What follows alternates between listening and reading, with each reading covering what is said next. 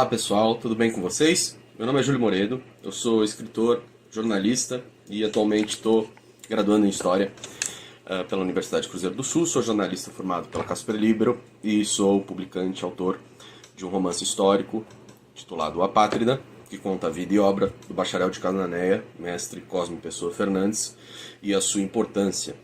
desde a sua chegada, muito provavelmente antes de Cabral, 1499, até o seu desaparecimento na Guerra de Iguape, em 1534, para o início da expansão colonial na América do Sul, tanto pelo lado espanhol como pelo lado português do Tratado de Tordesilhas.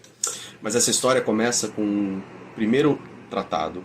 pregresso de Tordesilhas, que é o Tratado de Alcáçovas. Na verdade, a história da América ela começa a ser semeada muito antes do seu descobrimento. É claro que a gente tem grandes especulações, e o meu querido amigo Jorge Henrique, que gentilmente me pediu esse vídeo, palestra aqui, sabe melhor do que eu, que os fenícios, muitos falam também de gregos e talvez até de polinésios que tenham se misturado, se mesclado aos pré-incas no Peru e também aos havaianos, isso no caso do Havaí, conquistando também a costa norte da Califórnia, estiveram aqui antes dos europeus, mas isso ainda não passa de pura especulação. Há fatos comprovados de que os vikings, o caminho mais curto, né, pela Rota do Norte, pela Islândia e Groenlândia, chegaram à Terra Nova no Canadá antes dos portugueses, que foram os primeiros europeus de fato documentado no finalzinho do século XV a atingir essa área da América do Norte, que é onde fica hoje a fronteira com os Estados Unidos, na Nova Inglaterra, com a Nova Escócia canadense. A Terra Nova é uma ilha bem grande. E isso são fatos, mas o que a gente sabe, a historiografia considera que o Ocidente começou a moldar esse projeto América desde estas culturas que cruzavam o mar tenebroso, o mar Atlântico, né, o grande oceano, até chegar aos Estados-nações que estavam se formando naquele final do século XV, e dentre eles, especialmente na Península Ibérica, nas cidades-estado italianas, que já tinham forte comércio com o Oriente, e também nas herdeiras do Império Bizantino. São os três pontos onde a cultura feudal europeia do medievo não propriamente se espalhou, ou demorou pouco tempo em ser desfacelada numa estrutura estatal mais forte, uma burguesia mercantil atuante e também um reabastecimento comercial muito grande. Nessas três áreas da Europa, particularmente na sua faixa sul, tiveram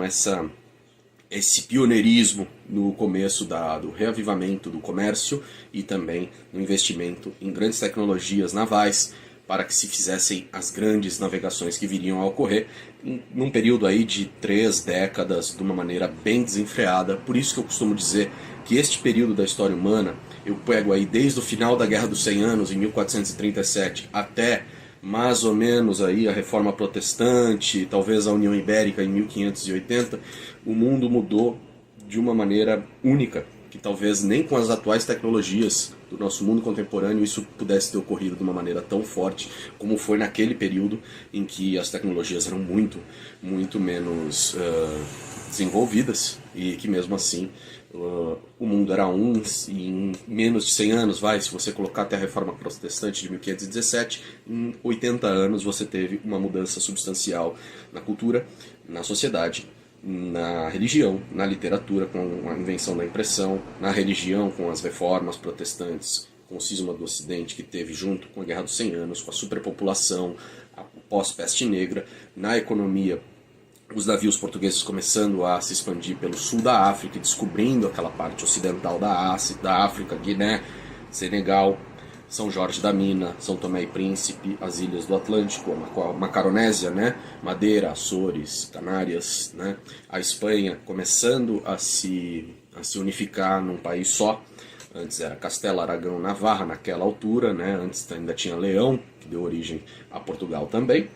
E então você tem nesse período estas grandes realizações, né? Depois você vai ter aí o início do período de fato mercantil na Europa, a partir destas grandes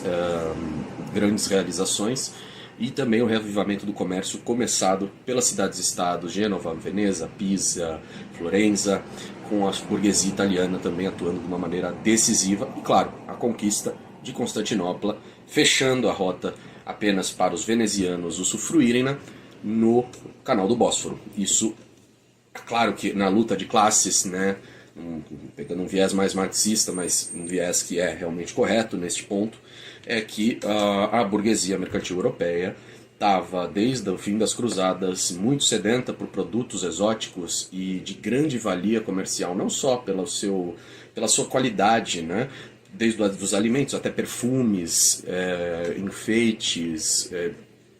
aromas para casa do Oriente, que vinham propriamente da Índia, da Malaca, das Ilhas Molucas, da China e da Pérsia, e esse comércio foi simplesmente fechado pelos otomanos quando eles conquistaram Constantinopla e também começaram a subir pela Europa, pelos Balcãs ali, pelos Cárpatos, e começaram a ameaçar inclusive regiões ali do centro da Europa, do Vale do Danúbio, que foi complicado nos séculos seguintes para a cristandade, especialmente para os imperadores, sacro-imperadores romanos. Mas voltando à Península Ibérica, então, isso impulsionou que ela fosse a pioneira à beira do Atlântico, e Portugal, com a sua pré-experiência na saída a oeste, começasse a moldar. Comprovou-se naquele meio tempo que a Terra era redonda, começou-se a tentar cruzar o final da Ásia, o final da África, porque relatos já desde os fenícios diziam que o continente africano, no astral, teria um fim. E foi nesse contexto que emergiu ao trono de Castela, o reino vizinho a Portugal, ainda com questões feudais a se resolver, Isabel de Castela, apoiada por uma facção da burguesia e da nobreza, contra a sua irmã, meia-irmã, na verdade a sua meia-sobrinha e herdeira natural de Henrique IV de Castelo, de Trastâmara, a Joana Beltraneja. O problema da Beltraneja é que ela era suspeita de não ser filho do impotente, aparentemente, rei castelhano. E ela seria filha de um cortesão, amigo do rei, que teria se amancebado com a rainha Joana de Portugal, que era casada com Henrique de Castela. Então a filiação era inválida para o trono. Então o irmão de Isabel sobe primeiro ao trono, é assassinado, e Isabel toma a reivindicação do irmão para si, para que ela fosse a grande governante espanhola. E isso catalisou uma guerra civil em que o próprio rei de Portugal, que já estava patrocinando expedições, já dominava a Costa do Ouro africana, tomasse parte, Afonso V de Portugal. Ele forçou um casamento com a sobrinha dele, muito mais nova que ele, uma criança, para ter o pretexto de invadir Castela pela fronteira portuguesa, para tentar tomar o trono e unificar as duas coroas, uma coisa que sempre ocorreu naquela parte da Europa entre esses dois reinos. Bom, ele não conseguiu, até a parte do príncipe perfeito, que viria a ser o rei Dom João II, obteve a vitória, mas a parte principal do exército, a dele, sofreu uma derrota. E isso aumentou a vantagem das tropas isabelinas em Castela e fez com que ela realmente fosse herdeira e legitimada pelo Papa para governar a Espanha. Ao mesmo tempo, ela se casa com Fernando de Aragão, seu primo, e também catalisa a reunificação das Espanhas, que seria desde a província romana da Espanha e antes ainda a região da Ibéria romana, grega romana, e, na verdade a unificação primeira nas grandes Espanhas, que seria o que hoje nós conhecemos como Espanha. Com essa união, ela fortalece o seu vínculo, casa com um rei forte, que vira rei consorte em Castela, e ela vira rainha consorte em Aragão,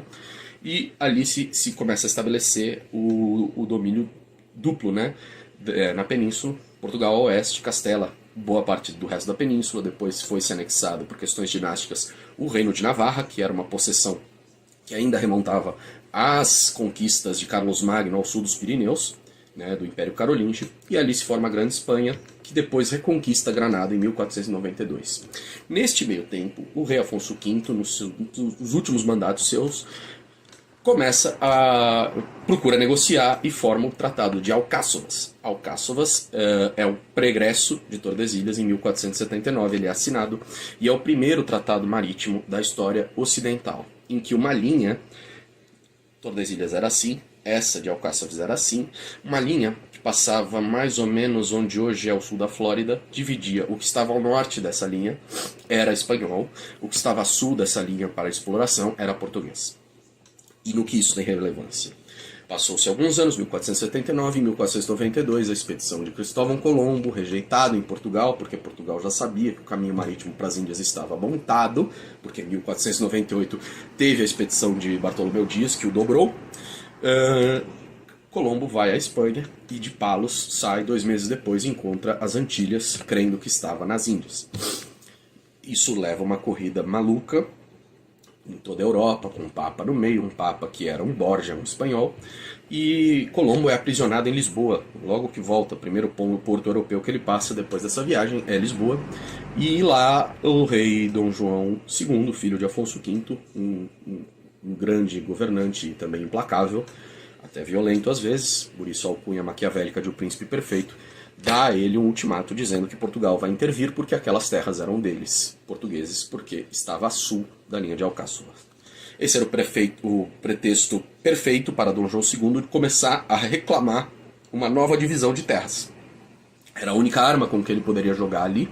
e ele jogou hábil e muito bem nesse tabuleiro político. E conseguiu arrancar de 2 reis também implacáveis, Isabel e Fernando, e de um papa extremamente corrupto e espanhol, valenciano, aragonês, que seria o Borja, né?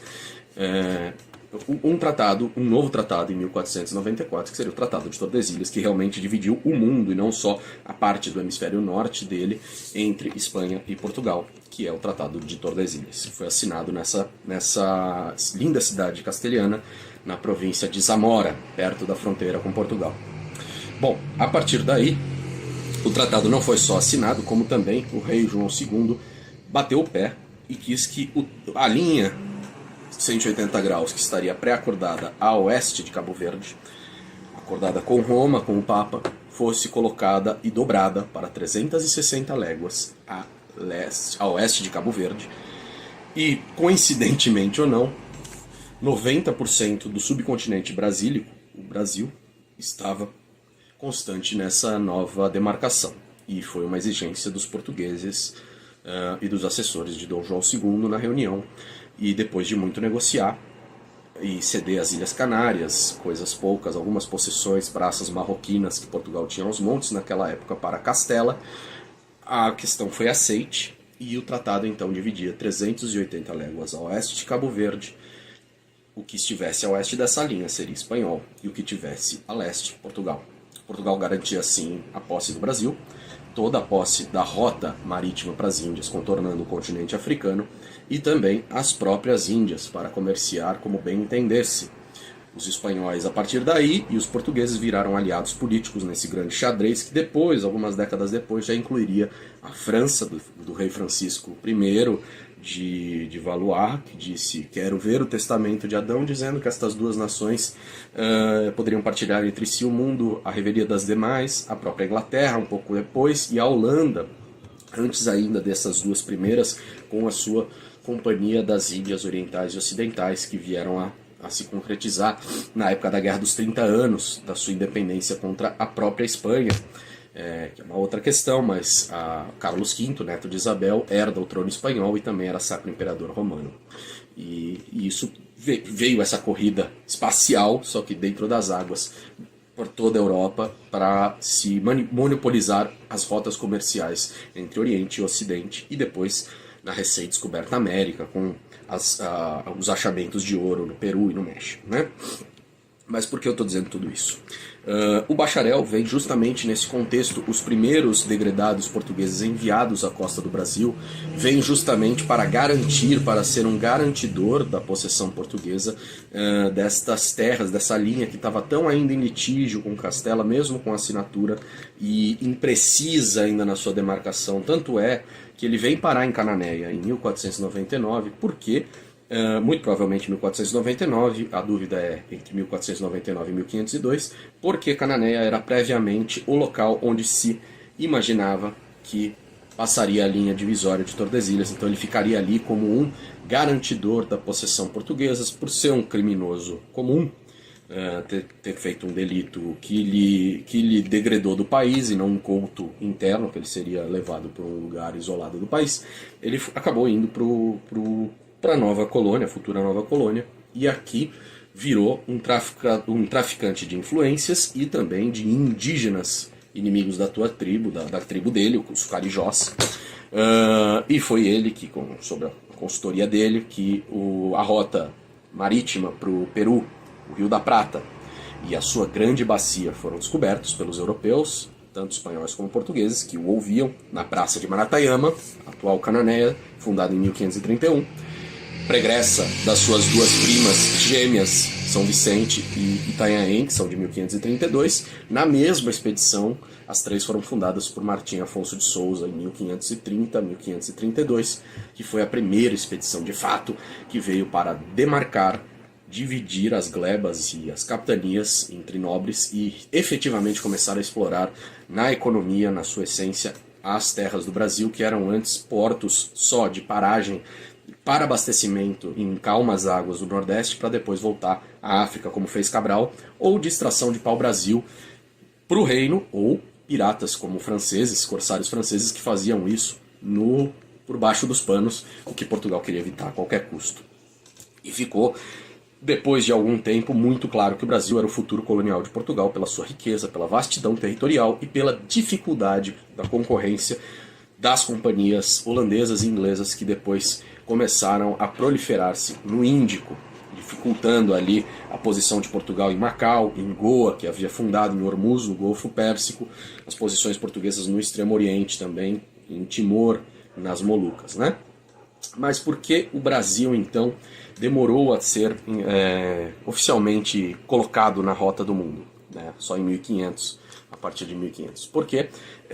era uma questão sigilosa de Portugal, né? Se você pegar, juntar todas essas informações que eu dei com a assinatura exigida em Tordesilhas a 380 léguas e colocar essa questão nos diários de bordo de Bartolomeu Dias, de Duarte Pacheco Pereira, de Vasco da Gama, você verá que na volta do Atlântico, que era uma manobra que os portugueses faziam para evitar as calmarias da Guiné, que era uma manobra para você se desviar muitos graus a leste e se aproximar da costa sul-americana, os navegadores portugueses começaram a relatar nesses diários de bordo presenças de mosquitos, algas, rabo de asno, que é uma alga costeira, gaivotas, ou seja, sinais de terras, além de ilhas que sugeririam grandes massas continentais vizinhas, né? Isso está nos diários de bordo do Duarte Pacheco, que explorou bem a costa nordestina e um pouco do Caribe, Vasco da Gama, nas suas rotas de viagens para a Índia, as duas que ele fez, e também do próprio Bartolomeu Dias, alguém que bem conhecia essa área, um grande conhecedor das águas do Atlântico, e que não só dobrou o Cabo da Boa Esperança, como muito provavelmente foi o transportador desses degredados como bacharel para as costas do Brasil de maneira sigilosa, para que essa informação não chegasse à Europa e não aumentasse a concorrência para a grande massa de terra que todos já imaginavam ser a América, porque Colombo achava que aquelas ilhas eram parte do leste do Japão, né? E depois foi se vendo com grandes expedições de navegadores como Pinzon, Duarte Pacheco, que se tratava mesmo de uma grande massa de terra, um novo continente que ficava entre a Eurásia e o extremo oriente da Ásia, né? Entre a Europa, a África e o extremo oriente do continente asiático, que é hoje o que veio saber-se a América, que foi dado o nome justamente a um dos exploradores que também se especula que levou o bacharel em 1502, Américo Vespúcio, que também foi um dos primeiros a relatar que era um continente único para o seu patrão Lorenzo de Médici. Na altura, o Brasil já era possessão portuguesa consolidada minimamente a 360 léguas a oeste das ilhas de Cabo Verde. É isso, pessoal. Eu espero que vocês tenham gostado da pequena aula. Desculpem-me se eu fiz muitos diversionismos, mas a história é isso, ainda mais num período tão rico e tão complexo como este. E eu só posso agradecer a oportunidade ao meu amigo Jorge, do Instituto Histórico e Geográfico de São Vicente, agora de Itanhaém, e espero estar com vocês presencialmente dentro em breve dessa região que me é tão querida. Um grande abraço e vamos manter contato. Meu nome é Júlio Moredo, minhas redes sociais são essas, com esse meu nome. O meu livro trata exatamente desta grande aventura, contada por um homem só, mas uma grande aventura da espécie humana se expandindo para novas terras, por novos oceanos, em nome da religião, em nome da conquista, da cobiça e também em nome da poesia de se estar em um novo lugar. Um abraço.